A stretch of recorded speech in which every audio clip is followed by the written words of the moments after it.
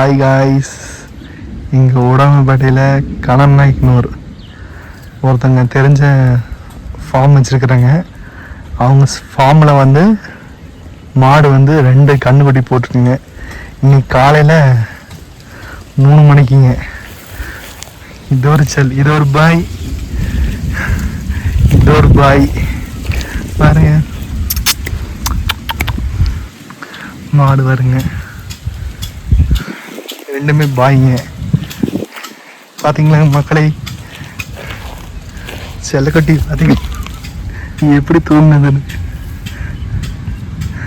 ஜம்முன்னு படுத்துருச்சு. நல்லா கொழு கொழுன்னு இருக்குங்க.